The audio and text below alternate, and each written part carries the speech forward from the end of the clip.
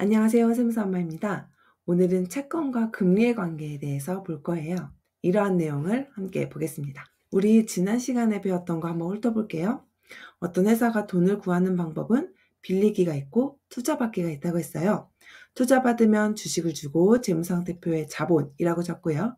빌리면 채권을 발행하면서 채권자들에게 채권이라는 종이를 주고 그 금액을 부채에 적는다고 했죠.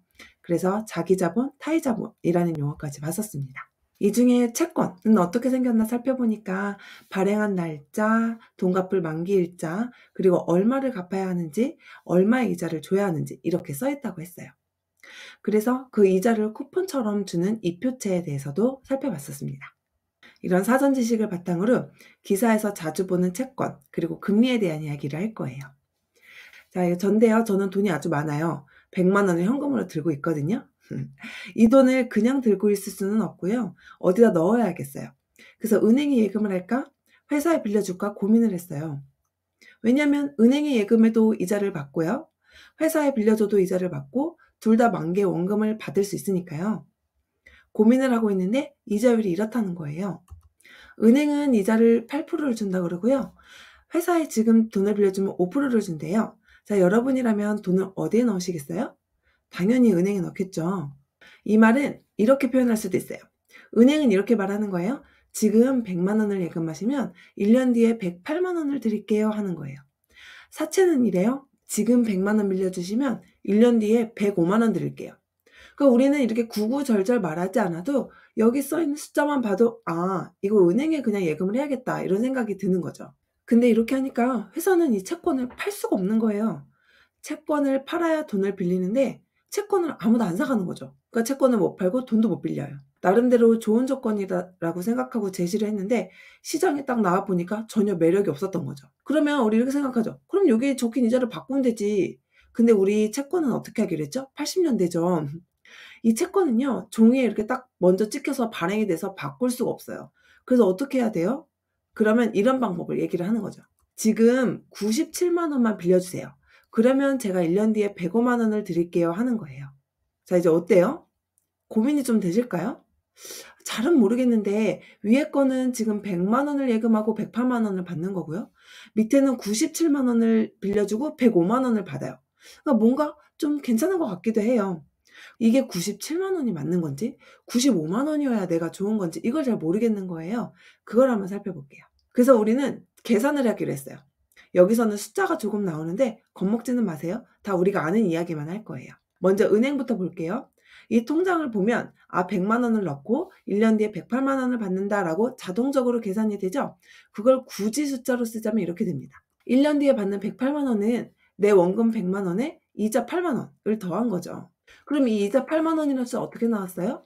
바로 100만 원에다가 8%라는 이자를 곱한 거죠. 그리고 이 100이라는 숫자가 동시에 있어서 우리 이거 묶을 수 있다라고 어디선가 들어는 보신 것 같죠? 100을 묶으면 앞에 1이 남아서요. 100 곱하기 그리고 1 더하기 8% 이렇게 계산이 됩니다. 우리 8%라는 숫자는 0.08로 쓸 수가 있죠.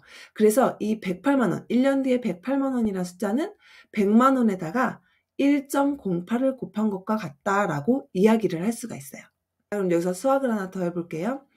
이 곱하기를요. 등호를 바꾸면 나누기가 된다라고 배웠을 거예요. 그래서 이 곱하기를요. 등호를 이렇게 딱 넘겼어요. 그랬더니 이 100만 원이란 돈은 108만 원을 1.08로 나눈 거다. 분수로 쓰면 이렇게 돼요. 왜 우리가 지금까지 이런 일을 했을까요? 이거는 이 식의 의미를 보기 위해서예요. 첫 번째 보시면 우리는 100만 원이란 돈을 넣고 108만 원이라는 거를 받는다는 걸 표현을 했어요. 그거를 같은 말로 보면 지금의 100만 원은 1년 뒤에 받는 108만 원을 이자율 8%로 나눈 것과 똑같아요. 그쵸? 이거 사실 우리 다 아는 내용인데 이렇게 숫자로 쓰니까 좀 어려워 보이죠? 사실은 100만 원을 넣고 1년 뒤에 108만 원 받는다. 이 얘기를 지금 같은 얘기를 이렇게 하는 거예요. 자, 그럼 이 채권을 이제 볼게요. 이 채권은요. 1년 뒤에 105만 원을 줘요. 근데 5%로 발행해서 똑같이 100만 원을 받으려고 하니까 아무도 이 채권을 사지 않는 거예요. 그래서 이 채권을 사람들이 은행에 예금한 것과 똑같은 효과를 누리게 하면 좀 사가지 않을까 생각을 한 거죠. 바로 이렇게 하는 겁니다.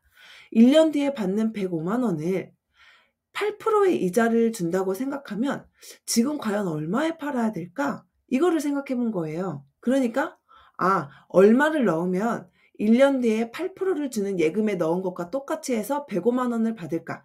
이거를 생각해 본 거죠. 그랬더니 그 값이 바로 97만 원이라는 게 나왔던 겁니다. 다시 말하면 지금 이 97만 원을 은행에 넣으면요. 8% 이자일 때 105만 원을 주는 거예요.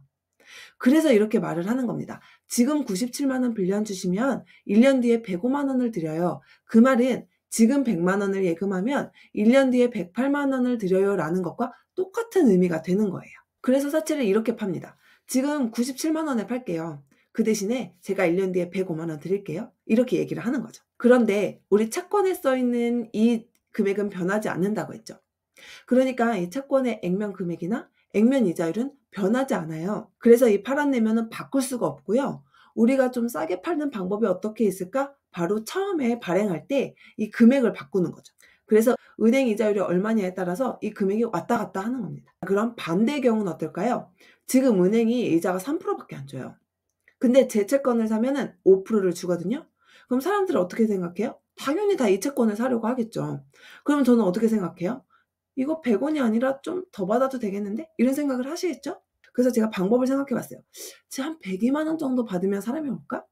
그래서 "지금 102만 원 빌려주시면 1년 뒤에 105만 원 드릴게요."라고 하는 겁니다. 이것도 앞에서 구한 거랑 똑같아요. 과연 내가 얼마를 예금하면 1년 뒤에 105만 원을 똑같이 받을까라는 거죠. 은행이 한 프로로 예금했을 때는 102만 원을 예금했을 때 1년 뒤에 105만 원을 받을 수가 있대요. 그래서 저도 사채를 그렇게 파는 거예요. 이거 보세요. 아까랑 똑같아요. 채권에 써 있는 액면 금액이나 액면 이자는 우리가 바꿀 수가 없죠. 표면 금리라고도 한다고 했어요. 이거는 변하지 않으니까 지금 은행 이자가 싸? 그러면 내가 내 채권을 좀 비싸게 팔아야겠어라고 생각을 하는 거예요. 그래서 이 은행 이자율에 따라서 채권 가격을 왔다 갔다 조정을 하는 겁니다. 그럼 여기 보세요. 똑같이 1년 뒤에 105만 원을 받는 채권인데요. 은행 이자가 어떠냐에 따라서 지금 받을 수 있는 금액이 달라졌죠. 다시 말하면 이자율이 8%에서 3%로 쭉 내려가니까 채권 가격도 이렇게 올랐죠. 그래서 이런 결론이 나옵니다. 채권의 가격과 금리는 반대로 움직인다. 즉 채권의 가격이랑 금리는 반대다라고만 생각하시면 되는 거예요. 그리고 채권에 써 있는 금액이나 이자율은 바뀌지 않았죠. 이 파란 네모를 말하는 거예요. 우리 채권은 80년대잖아요. 이 종이에 써 있는 거는 바꿀 수가 없어요. 그래서 종이에 써 있는 액면 금액이나 액면 이자율, 표면 금리는 그대로입니다. 자, 그러면 기사에서 채권 가격, 채권의 이자, 채권 수익률 이런 식으로 얘기를 하거든요. 그거는 뭐냐면 이 파란 네모가 아니라는 거예요. 우리 지금까지 본 예를 보셔도 아실 거예요. 파란 네모는 제가 건드린 적이 없어요. 이 앞에 나와 있는 숫자나 이 이자율만 바뀌었죠. 그러니까 기사에서 채권 가격이다, 채권 이자다라고 말할 때는 이 파란 네모가 아니라는 걸 기억을 하시면 됩니다. 지금까지는 처음에 채권 가격이 어떻게 형성되는지 봤어요. 근데 사실 더 중요한 건 그 이유입니다. 우리 앞에서도 봤지만 채권은 사고 팔 수 있다고 했죠. 은행 대출도 빚이고 채권도 빚인데 왜 채권만 채권 시장이라서 이렇게 크게 다루는 걸까요? 왜냐하면 바로 채권을 사고 팔 수 있기 때문이에요. 우리가 A은행에 가서 돈을 빌렸어요. 그러면 우리 A은행에 계속 돈을 갚고 있죠? 근데 어느 날 갑자기 그래요. 이제부터 제가 돈 안 받고요. B은행에 가서 돈 갚으세요 라고 하는 경우 있나요? 없죠. 왜냐하면 우리가 이 대출거래 약정서를 A은행하고만 쓰거든요. 그래서 이거를 다른 사람한테 넘기지 않아요. 아주 특별한 경우가 있지 않은 이상은 우리는 계속 빌린 은행에 돈을 갚게 됩니다. 근데 채권은 좀 달라요. 채권은 이 중간에 이 채권을 사고 팔 수가 있거든요. 그러니까 회사 입장에서 저는 처음에 이 여자한테서 돈을 빌려서 여자한테 계속 이자를 주고 있었는데 이 사람이 갑자기 채권을 팔았다는 거예요.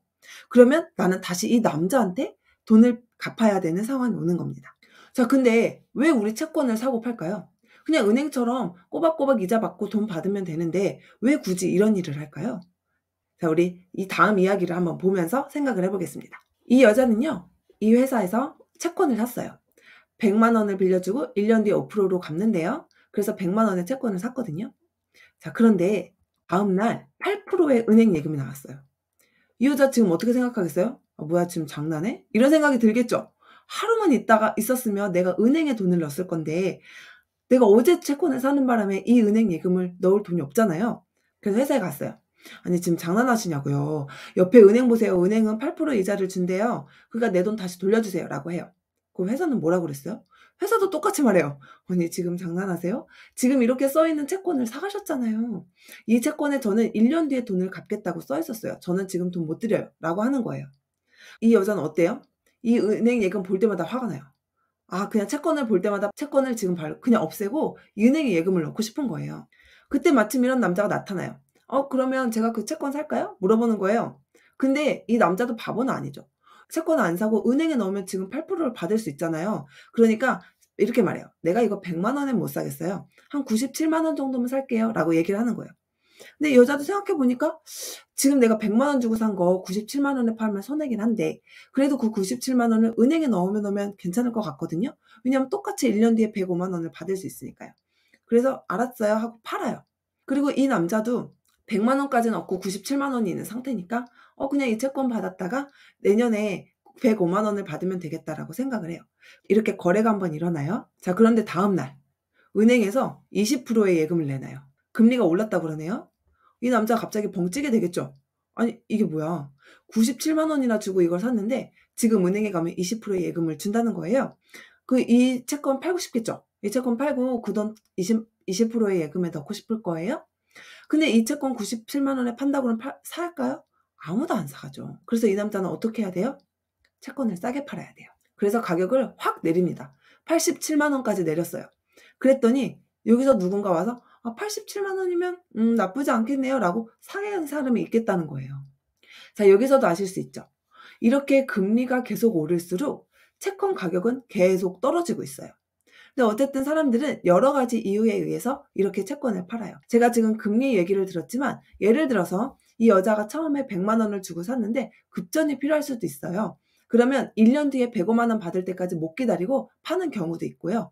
여러 가지 이유에 의해서 채권은 계속 사고 팔립니다. 우리가 지금까지 본 예를 종합해 보면 이렇습니다.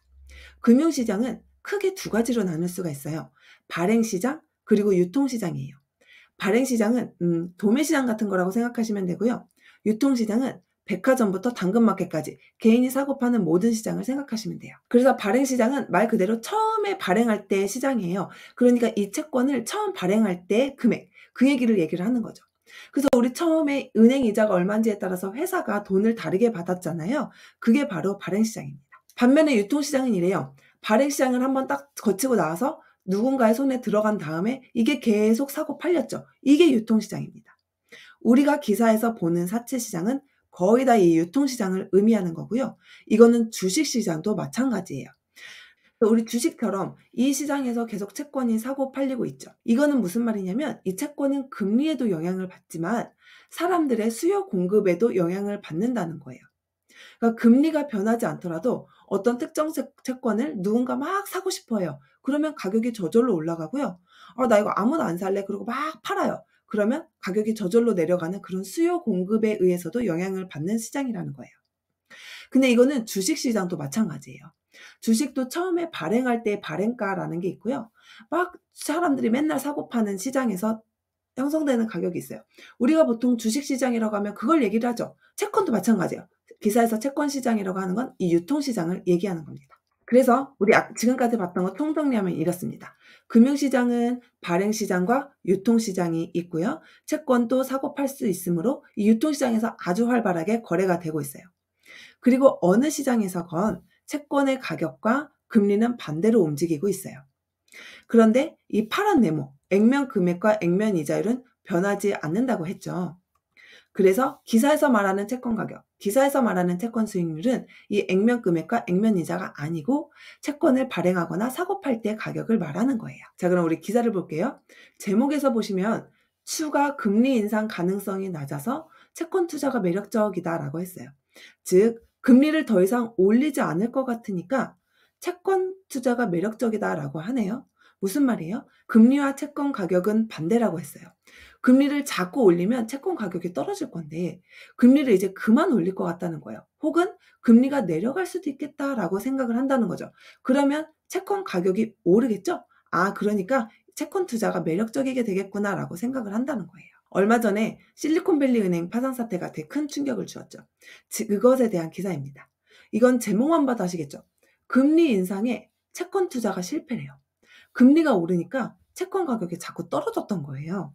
그래서 한번 기사를 볼게요.